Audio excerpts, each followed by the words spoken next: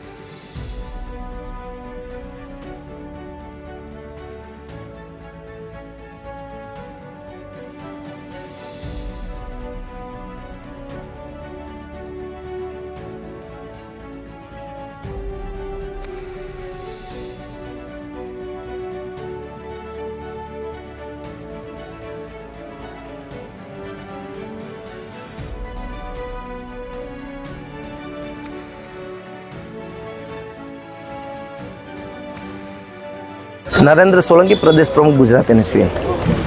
ખાસ કરીને 2017માં મતદારોને ચૂંટણીમાં લલચાવવા માટે થઈ અને આ ભારતીય જનતા પાર્ટીની સરકાર એક કાયદો લઈ આવી હતી અને કાયદો એ હતો શિક્ષણનો કાયદો કે જે સેલ્ફ ફાઇનાન્સ સ્કૂલો બેફામ ફી લૂંટતી હતી એના ઉપર અંકુશ આવે, એ અંકુશ મેળવવા માટે સરકારે એક ફી રેગ્યુલેશન્સ કમિટીની સ્થાપના કરવામાં આવી હતી અને સૌરાષ્ટ્ર ઝોનની ફી રેગ્યુલેશન્સ કમિટી એ રાજકોટમાં બેઠી છે। ત્યારે જે એ ફી નક્કી કરે એ સેલ્ફ ફાઇનાન્સ શાળાઓએ વિદ્યાર્થીઓ પાસે લેવાની હોય છે, પણ આજે જોવા જાય તો અત્યારે FRCમાં કોઈ મેમ્બર છે નહીં, FRC એ ફી મંજૂર નથી કરી, છતાં સેલ્ફ ફાઇનાન્સ સ્કૂલો દ્વારા 2024-25ના ફીના વધારાના ઉઘરાણા છે એ વિદ્યાર્થીઓ પાસે ચાલુ કરી દીધા છે અને દિવસે ને દિવસે રાજકોટમાં શિક્ષણની હાલત ખૂબ જ કથળતી જાય છે। અને જીવતું જાગતું ઉદાહરણ, એક અઠવાડિયા પહેલાં જે ડમી સ્કૂલ એક